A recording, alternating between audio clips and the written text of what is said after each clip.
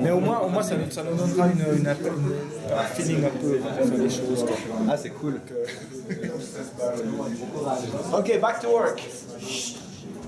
Okay, so last set of charts. I will try to keep it to 45 minutes for the rest of time. So I want to finish around 4, so we can have a few questions. Between I'll leave this place at 4:20. I go catch my train, but I can stay a little bit for discussion after that. So let's try to get through this chart. So the summary of this class. Actually, this class was over 6 half days. We covered quite a lot of material. I'll be glad to hear your feedback about this. Was it too dense? Was it like too light? Is there any topic where I haven't talked about you'd like to hear from? But anyway, that was the thing we went through. And if I find the pointer, okay, this is it. There you go. Okay, so we went through a set of steps here, and I think the logic of the steps is that you can see here these arrows. The logic of the steps. So we went first from looking at assessment for IDs. From the most basic element, the IDs itself, and then we went to portfolio level, then we went to corporate level, corporate innovation management, and then we went to technology. So we looked at the tools, we looked at open innovation, and we looked at the future. We had these things aligned with the project. Apparently next year they will align these much better with your project, so you will get the information before you need it, and not after you need it. But anyway. I think we try to to do our best, and in case you're here next year, I don't know if you'll be here next year, but I doubt you'll be here next year. Okay, so the first day one, core ID selection methods for product research and development. So here, what do we have? The fact about the IDs is that managers say there's too many of them and not too few of them. And actually, the problem is that there's too many of half-baked incremental IDs that are lying around going nowhere. So what we need is a way to select IDs. And if you look at the funnel as a way to represent all the IDs, we start with a lot of IDs and think at the beginning, it's important that quantity is more important than quality. I talked about this. It's actually think, we need quality IDs. No, you need quantity of IDs at the beginning, because you need to cut and merge and try and think. So don't focus too much on quality at the beginning, focus more on quantity, and then we need simple criteria to select IDs at the different levels here, okay? So you apply different methods adapted to large sets, and you can shelve your ID for the next party. I mean, perhaps your ID today is not that good, but tomorrow it might be very interesting.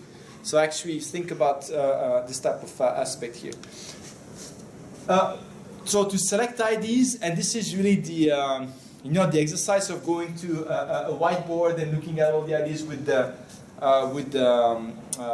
sticky notes, using sticky notes to do this. But you have many methods. So what I did is that I went through the web and I looked for I try to be exhaustive about the number of methods that we can use here to select IDs and core IDs, and the one we can apply to group, and at which stage can we apply them, and I found about 25 of them here.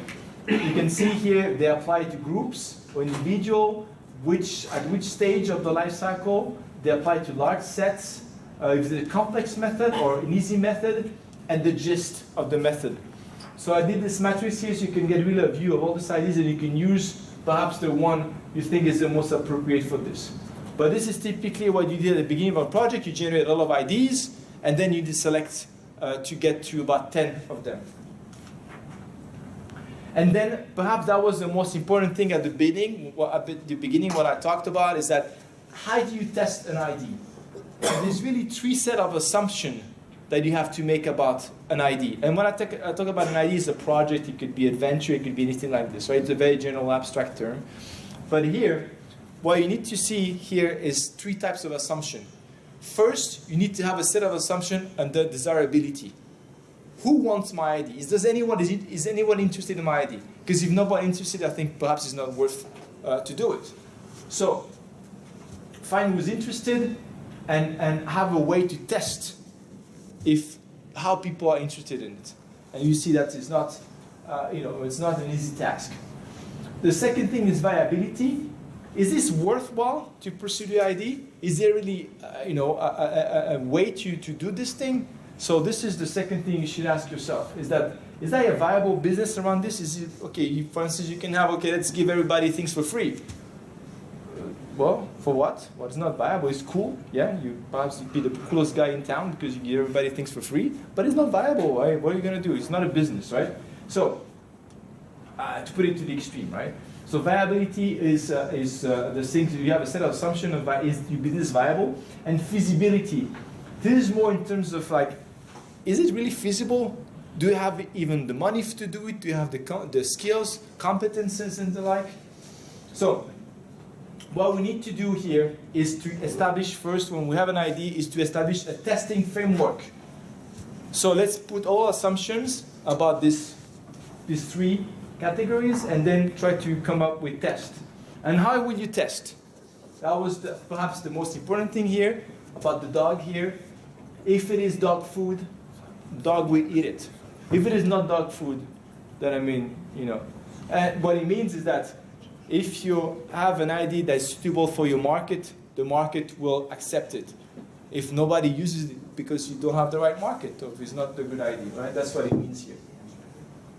And important thing here, test behavior, not opinion. As much as possible, try to not ask people what they think about it, but to see how they act about it, how people act about your idea, right? Do people want to use your product? Do people show interest to your product? Because if you ask your friend, your mom, your buddies, everybody say, oh, it's cool, but nobody, perhaps they won't do, they won't really buy it.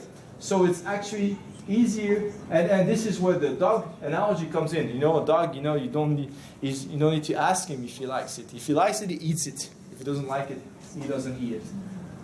So it's and also I think this is something you should not forget when you have a new venture. Always be testing.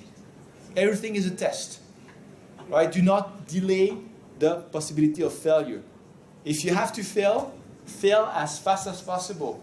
Don't wait to put a lot of effort, a lot of money, a lot of time before failing. That's very important here. So a few testing strategies.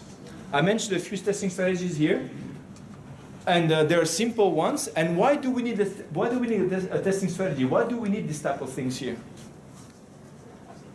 Why can't we just build the whole product and see if we sell it? Why? Because it costs money, exactly. It wouldn't make sense to build the whole thing and then see if it sells because you wasted your time and your money. So the point here is to test your product with the minimal cost. And this is what is called the MVP, the minimal viable product. What is the minimal product you can build in order to test the key assumptions of your business model, of your idea? So that's perhaps the most thing. And I give 3 examples here. There are 3, I think, cornerstone examples here. The first one is to do a fake product, just to test the assumptions. You don't really have the product, but you test if people want it, and then if you see if there's sufficient interest, then you can actually build it. It's not always possible, and it's always possible in some cases. Obviously, if you're doing hardware, then it's not easy, right? Because it's not easy to fake hardware. Perhaps if people buy on a picture, perhaps, but it's not. It's not easy, right? So, the Flintstone, it's a product that has only some part of it. What do we call them the Flintstones? Do you know the Flintstones, right? So because they have this car without an engine that runs anyway. So even if the car doesn't have an engine, it runs. That's why it's called the Flintstone, right? And the MVP is basically the thing. So look in the literature example of MVP. For my company, Stronghold, we actually did an MVP ourselves. We did an open source version of a product with very limited features to see what people were interested in. So that's basically, there's multiple ways to do an MVP. On day 2, what we've seen was that now we need to look at assumptions. Really, we tested desirability. We see how we can test if the market wants a product because we do this behavioral test. We also test part of viability, but if you fully want to test viability and feasibility, you need to put the company in the equation, right? Because the company will provide you the environment, the funding to do this. So I think that was something that was important, is that in the case of your project, because you're working with sponsors, the company you work with, you need to understand the company you work with to see if your ID fits in the company, right? Because any company will have an innovation strategy, they will have some requirements, they will have some constraints. So if the ID doesn't fit in the company, it doesn't mean it's a bad idea. It just means it doesn't fit it's not a good idea for this company. So you need actually your company to fit inside what we call a portfolio. A portfolio is a repository for a reflection of a company's strategy. What are the innovation goals, the objectives? What are the IDs, project at different levels of horizon?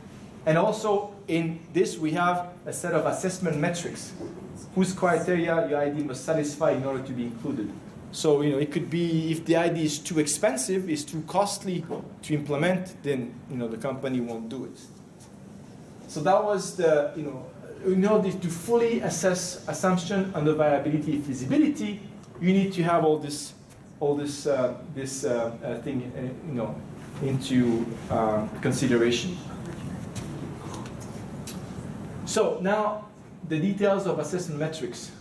How can we look and if an ID is good under a certain set of assumption and certain set of metrics for a company, for instance? Well, we looked about 3 steps, basically to check if the ID is a good one or is it an ID that fits this. First, we need to verify the source of the ID, and even if you thought about the ID hard before, it's always a good exercise to do this. So what do? You try to identify who's the user for the ID. And remember, when I talked about the user, I think it's always better to have like an example, a persona that is very precise, more than a group of people. Oh, let's do this for elderlies from 60 to 65. It can be a bit vague, because why? You don't want to do this? Because you might not understand fully the needs of these people, the real needs for these people. But if you have your aunt Christy, who's like 62, and she doesn't walk very fast because she has gouts, for instance, or she have other things, then you understand the needs much better. That's why it's actually easier to have like this example user with special needs than a group of people, because you might actually miss the market for that. So user, the needs, the features, the feature of the IDs. Remember there was this circular diagram that some of you guys did very well in their reports. The path of the user using the ID, the scenario of the user is following in order to use the ID, and the benefits. Then you want to measure and set innovation priorities, because you want to make sure that the ID can be realized within a time frame. And for this, I introduced what is called the 3 horizon, the 3 horizon framework that lets you classify your ID. Is this something you can use today with the company's skills? Is something we can use today with the current employees? Do we have all the knowledge that we need? That will be typically horizon 1. Horizon 2, horizon 3, we're more forward-looking. And for horizon 3, for instance, we might need to acquire another company or different skills in order to realize the ID. So think also, that's why you need to understand the company you're working for, or your own capabilities, because if you want to realize an idea that you don't have the skills and knowledge for it, obviously a moot point. So second thing was how to measure and set innovation priorities. And then you need to assess the ID, the impact of the ID on the company's KPI, key performance indicators. So for this, we need to decide, well, if we do this, for instance, what is the impact on the brand? What is the impact on the financial, the revenue, on cost, and the like? So you want to make sure that this is... So you do all these 3 components in order to see if your ID really fits in the portfolio. So that was the second thing, because the first step was, okay, it's more R&D, we can think about whatever you want, and we just try to find a good idea that perhaps the market will like. But then we need to come back to earth and look at how to realize this idea within a normal economical framework. And I like most of the time money talks, right? If it's too expensive, it's too, off target, then nobody wants to pay for it. So we have here portfolio assessment metrics, the summary here. To test desirability, viability, feasibility, we actually use a different set of metrics. We have portfolio thinking metrics, but for here we have a selection metrics to go into the portfolio. Portfolio selection, ID assessment, innovation priority assessment, and ID KPI impact assessment. It's 3 types of metrics that we can use here. And here I put all the number of the charts and where you can find all details about these metrics here. Next one. That was number 3. And I'm on time. So corporate innovation management. Now we go one step higher. So we looked at the R&D lab when we talk about crazy ideas. Then we look at the portfolio when you see what really can we realize within our company, with our means and the skills that we have, the knowledge that we have. Now we look at the higher level. And this is the corporate level. How do we do a corporate level? So, key assessment ID here. Actually, when pursuing ideas through the execution of innovation strategy, company have a choice about how much, basically company when they want to innovate, they have the choice of how much they want to invest in technological innovation, or how much they want to focus on business model innovation, or both, right? So I should have put or both here. But basically, this is the 2 basic choices company wants to innovate, the choice that they have. How much they want to invest in technological innovation, how much they focus on business model innovation. KID assessment. So when you came up with the idea, and you can ask yourself, and this is obviously within the scope of the company, am I coming with a technological innovation, or am I coming with a business model innovation? That's really what you have to ask yourself here. So in other terms, in case of business model innovation, do I need a new business model basically to realize the idea? This is really the point here, right? Or do I need new technology to realize the idea? Do I have to invent something? Do I have to come up with some new R&D, buy some technology? Is that Horizon 1? Is that Horizon 2? Is that Horizon 3? So there's all those things you can ask yourself. So there were basically 4 quadrants here that we saw for the type of changes that your ID might require, or the type of changes that are involved by your ID. So if your ID leverages the current business model here, and I'm talking here about companies coming up with the next generation of, if you're a car manufacturer and you have a car, BMW series 5, series 7, you come up with the next car in this series, then here you do what we call routine innovation. Is that you use the current skills, the current technology, and you come up with the next generation of the product. There's some type of innovation, obviously, because you might have some new systems, you might have some new, features and the like. But the technology, basically, it's not a big change from one system to the other. There might be some small changes, right? But it's not like a radical change. We call this routine innovation. This is when you come with, Microsoft comes with the next version of Windows and the like. This is really what you have here, called routine innovation. So routine innovation, you leverage the existing business model and you leverage the existing technical competencies. So that's the point here. Then you have what is called radical innovation.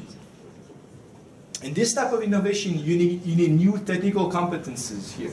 So this is basically when you come with a new type of product. And this is actually happen very often in biotechnology, when they come with a new type of medicine, for instance. Biotechnology led to a new type of drugs for pharmaceutical companies, right? As opposed to chemicals.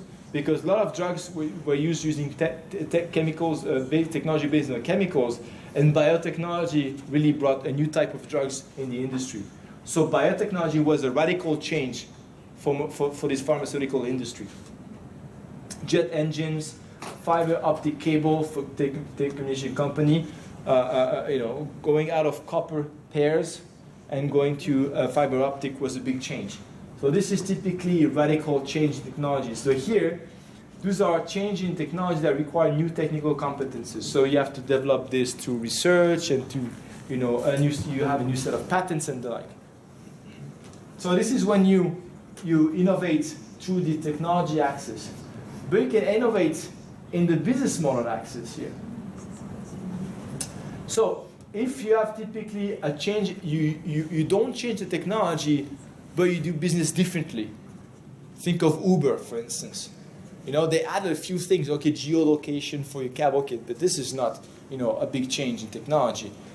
But they use it differently. They change the business model of getting like a cab, calling a taxi. So this is basically called disruptive innovation. So people use this word disruptive, with all kind of situation. But how this is defined here is disruptive innovation is where basically you advocate a new business model. So what happens here? So you can have video on demand, that really completely killed the business model of DVD rental, right? And ride-sharing services, I was mentioning Uber here. Open source software also completely changed the business of doing software here. And then if you come with something that requires both a change in business model and new technology, this is called architectural here. And architectural, for instance, were changed with digital imaging, which is being a big change for a company like Kodak, for instance, because Kodak, they were making a lot of their money selling supplies for cameras, like films and the like. But when the change technology happened here with the digital, you don't need to sell films, you don't need to sell supplies for photography anymore. So that was a big change here. And internet search for newspaper, right? That also revolutionized the way you look for information. So 4 types of innovation: routine, disruptive if the new business model, radical if it's only new technology, and architectural if you have both new technology and business model. Now I think that was a nice picture to show you how to view innovation as a value chain. This is something actually that's quite useful to think here. If you see innovation as a value chain, I think it's quite easy to see how your ideas are coming up with an ideas, converting the idea in a product, and then diffusing the idea.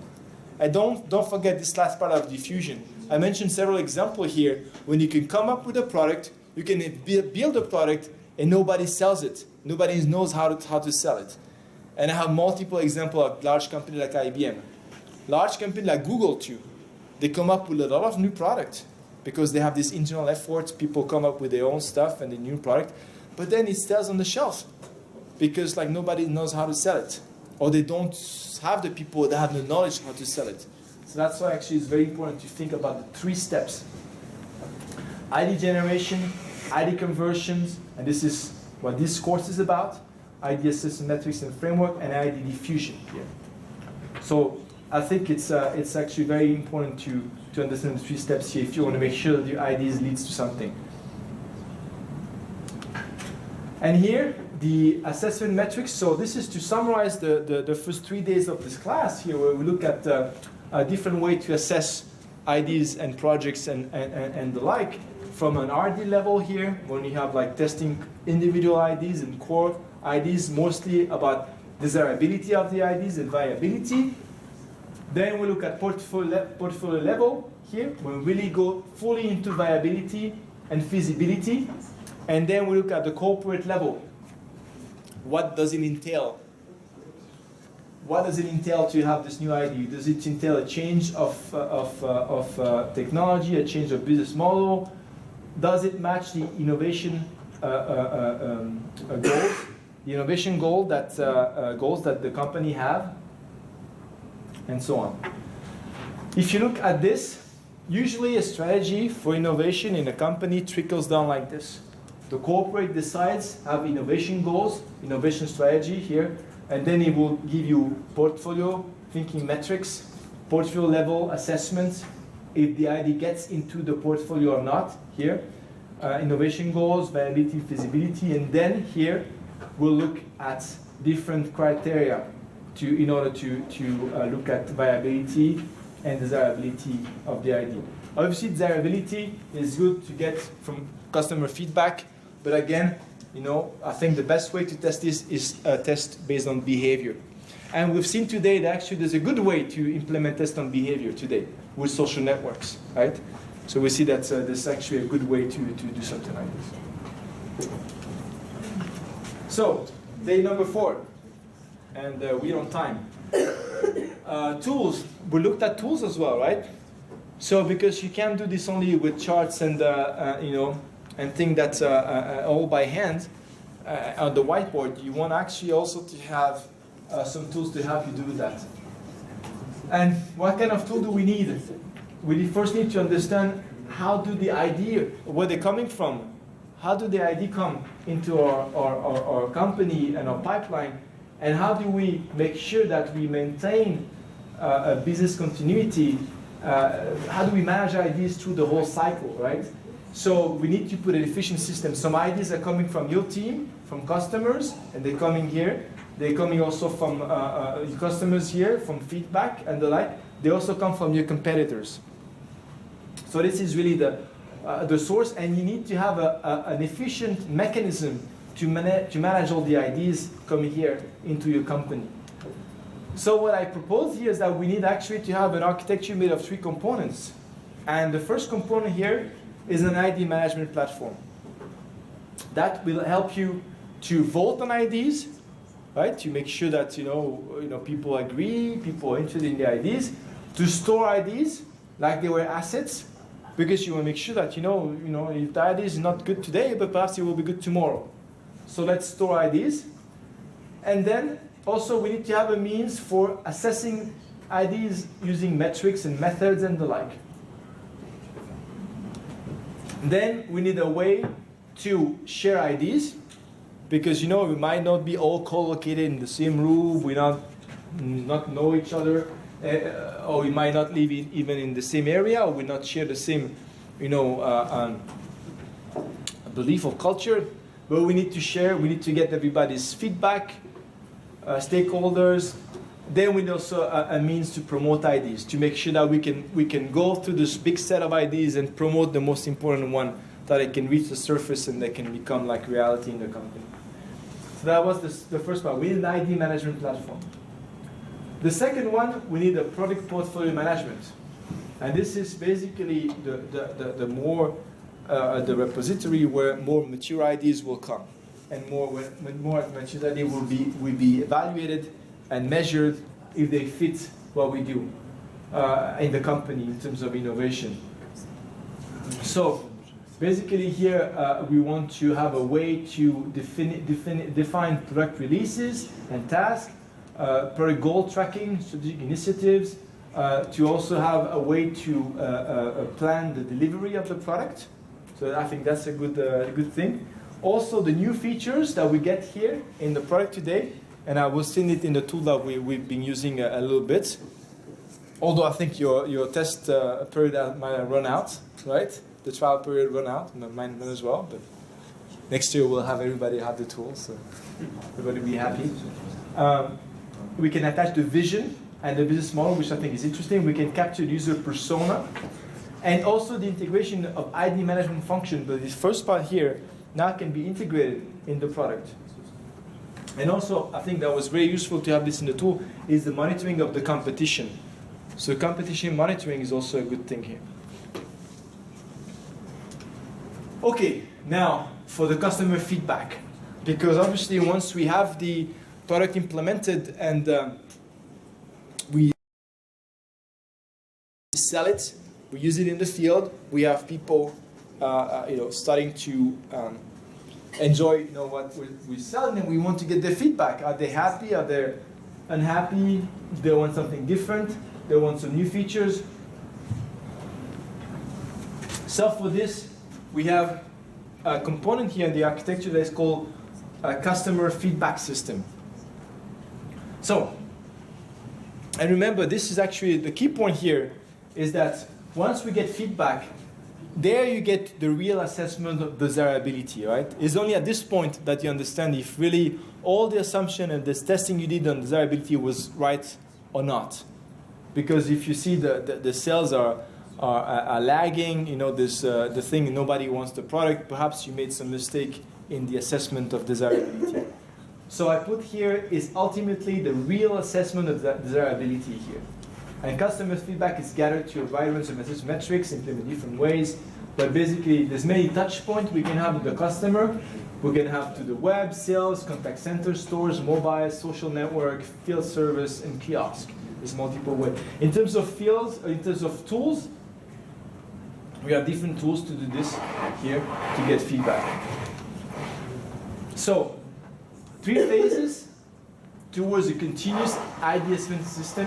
I think that I call this continuous because it really come from the inception of the ideas to the selection and the election of the idea into an element of the portfolio. So it becomes one of our key strategic points. And then we sell, we get feedback. So there's 3 phases here and what we can do with these things. I actually suggested use of some tools here. We have a few tools that we use for a thing here. You know, what we hope to do for the next generation of this class is that we use this tool from the beginning and we'll have basically all these things well captured in the tool. So that was about tools. Now for the day number 5, that was how to open the innovation process. So I went to this part today already in the class, but I'll go quickly over this charts again. So sorry for the repeat. But for the people in the camera, they haven't heard this thing so far. So let's see. Whoever is there. I don't know.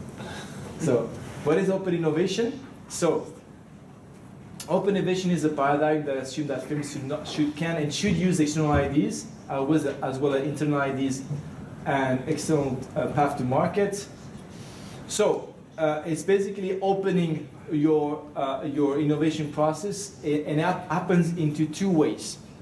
You can open the generation process so that you ask people to give you ideas for your products. You ask basically people, what do you want? What should we implement for you? And you can also ask people to select ideas for you. So you can come up with ideas and ask people to choose. Do you want this? Do you want this? Do you want this? Remember that the way you select things could also be behavioral. You can ask behavioral tests for this, right? Or you can do both. You can open generation, and you can open selection. So that's basically the thing here. So there's 7 channels here that you can actually use for drive open innovation here. It's the fact that innovation became global. You can actually innovate across a wide range of markets and culture and the like. The fact that there's a lot of information that is available online, public databases, public information thing you can use. There's now there's the practice of integrating the user in the innovation process, asking your customer what they want, asking your customer what type of features they need in their tool. A way to also integrate and innovate across the value chain or the supply chain, making sure that you can actually foster innovation across your suppliers, for instance, making sure also they bring you new things, they participate to the innovation process. Innovation mindset, making sure that people are willing to look outside. They don't have this a phenomena called not invented here. They don't want, they agree to have external ideas. They agree also to have external selection for their own ideas. Voting. The fact that also you can pretty much know most of the intellectual property. You can have access and check, what are the current patents, the current intellectual property on the topic. That accelerates a lot your work. And also that you can actually provide tooling to help your customer explain you what they want, especially for complex product, complex features, right? If it is only the color of your product, perhaps not that difficult, but also if you talk about shapes, functionality, you want to give perhaps some type of tool for them they can better communicate with you. So what type of open innovation approach do you have, or can you have? And there's two types of practices in open innovation. The practice of having open ID selection. So this can be done, for instance, approval context. You have basically people to vote for your IDs. You submit your IDs to a community or a set of users, and you ask them to vote for it, and you realize the product that everybody wants. Or you can have ID generation, open the ID generation process, when you can actually ask people to suggest IDs to you, to submit IDs, and you can select. And obviously you can do both to communities and markets, and here you can act both the selection and the generation of the IDs. So that's the way to open your generation process. So if you want to do this, you have to ask yourself a few questions. Very important question actually is that, because it might not work all the time, and according to the branch of the type of technology that you're doing, what are the needs that you have? What are basically is it possible for outsiders to solve your problem? So you have to ask yourself a few questions. You have to put this question in this chart. So for instance, are outsiders likely to have an access to unique knowledge to generate a plausible solution? That's the first thing. Might be that actually the knowledge required for this, you need very technical people, and the general outsider will not have the knowledge to do this. Also, do you need a team, or do you need an individual? Right? Is that the problem that can be solved by a single person, or a small group person, or a large group of person? And how do you attract outsiders? How do you entice people to give you IDs? Right? There should be some kind of reward system. There should be some kind of enticement for them to give you IDs. Right? So you need to find a way to attract IDs to your companies. The second thing here. Well, this is very important. You need to reassure innovators, because people might say, okay, what if I give you my ID? Well, you might use it and don't give me any reward myself, right? So it's very important to make sure that you can reassure innovators, making sure that they have they feel free to contribute, right? This is exactly when you have also employees, right? I mean, you make sure that they really contribute to the company. You need to make sure that they feel that the contribution will be valued. I think this is the bottom line. They need to understand that the contribution will be valued. So, and you need to ensure that you have the right skills, a specific skill required to select the right innovation. Can we align the incentive of the outside selectors with the company's goal, right? Obviously, because if people are not aligned with your goals, they might actually select things that are not in your advantage.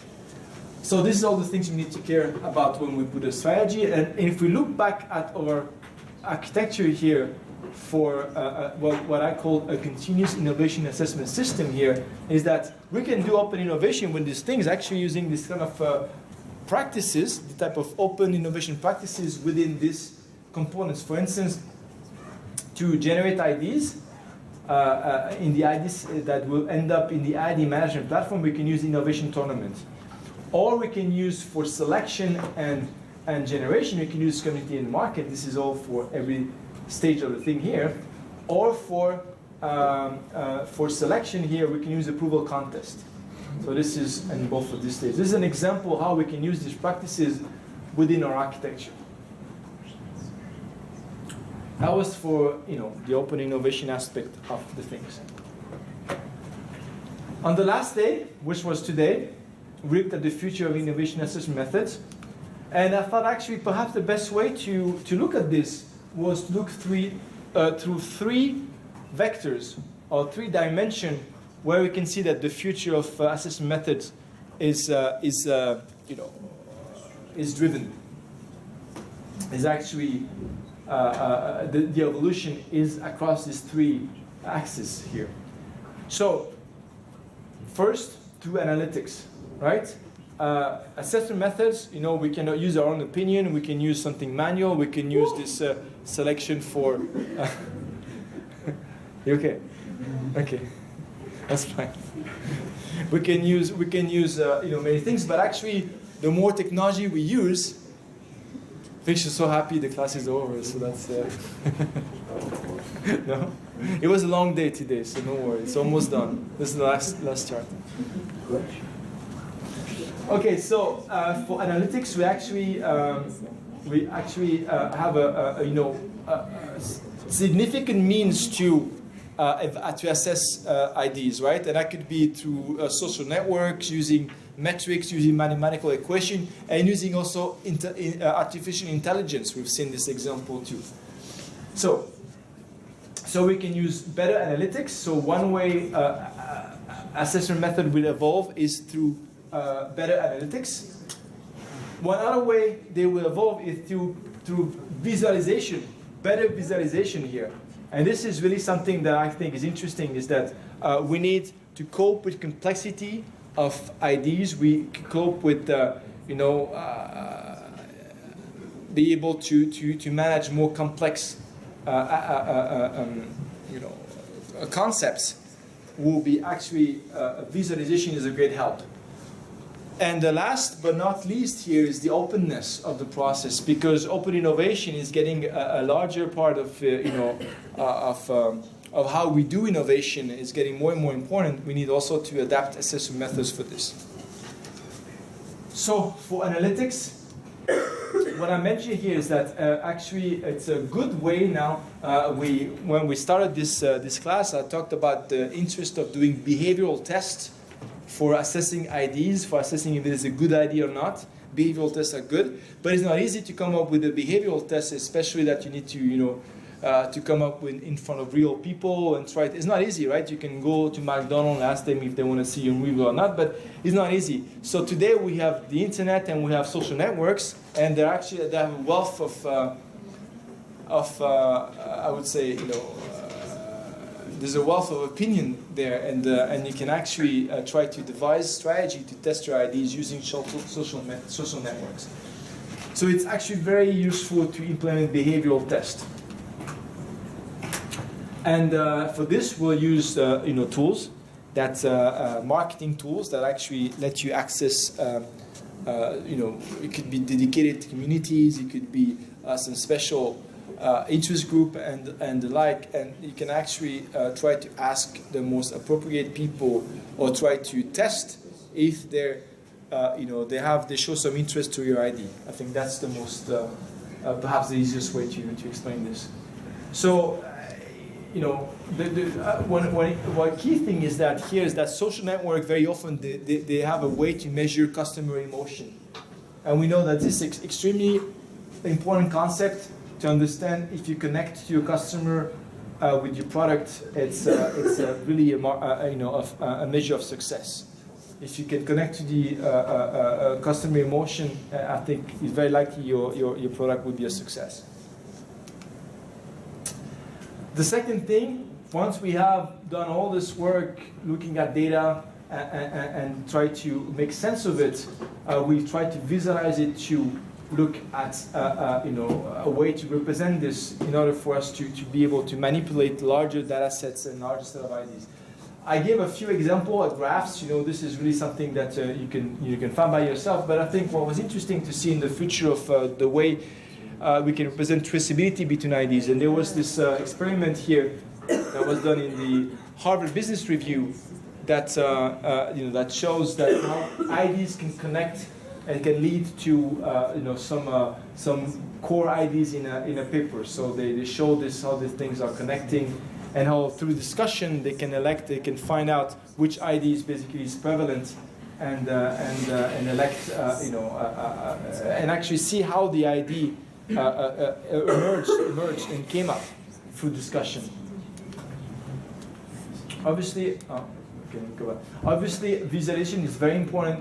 Visualization is very important in tools because it helps you basically to look at IDs to charts. And this is the tool we used here for looking at our IDs, they have graphical ways to represent them. So I think it's everybody's sold to the fact that it's easier to look at your IDs under this form than like with a text form or some non-visual counterpart.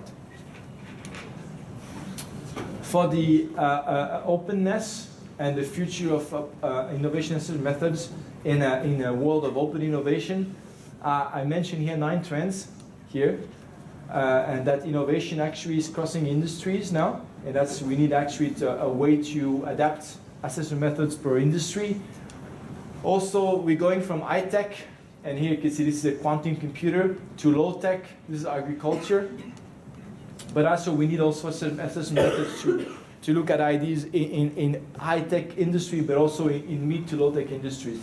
It's very important because, as I mentioned, we're more likely to be fed by this guy agriculture than by this one, right? So eventually, I think it will be good to really have also innovation method adapted to low tech industries. Also, it's not only open innovation; it's not only for large corporations, but also for SMEs. So for SMEs to be able to use assessment method efficiently, it's not that easy, right? Because lack of skills, lack of financial means.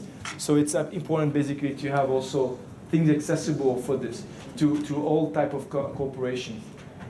Also making sure that all the stakeholders are included in the process here. And this is because this if you look at how product is built, there's a lot of stakeholders. I mentioned here for alliances and partnership is that very often a product is developed, a complex product is developed through alliances. The example I gave was the iPod, how it was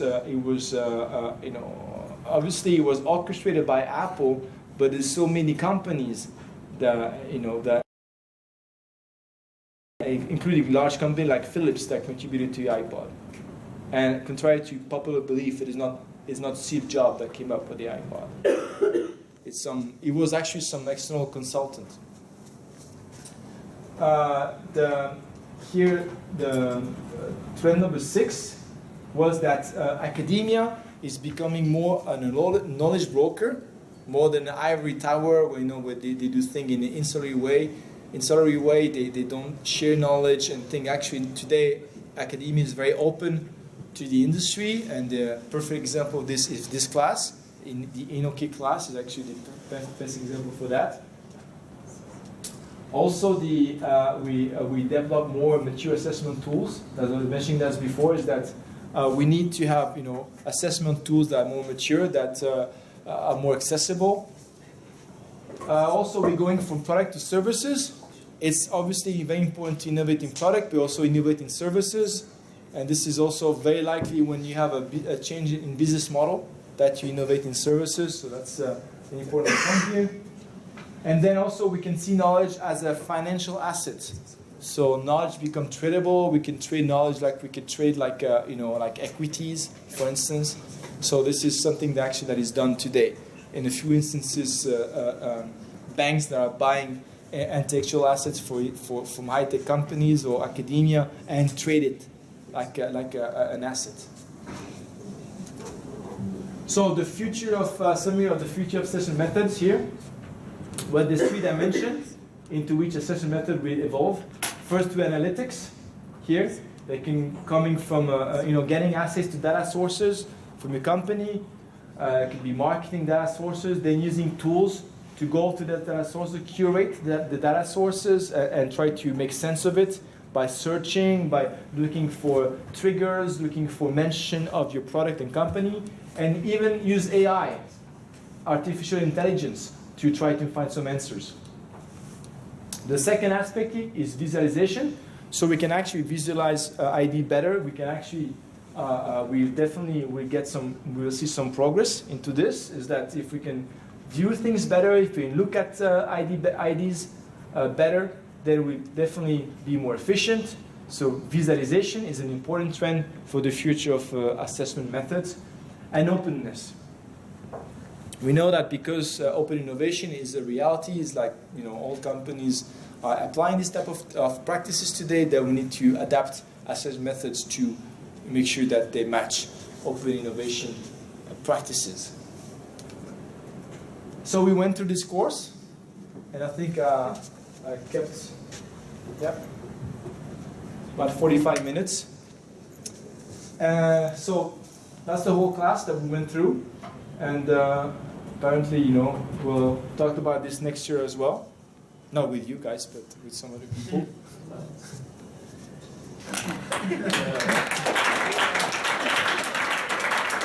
Thank you. Any question?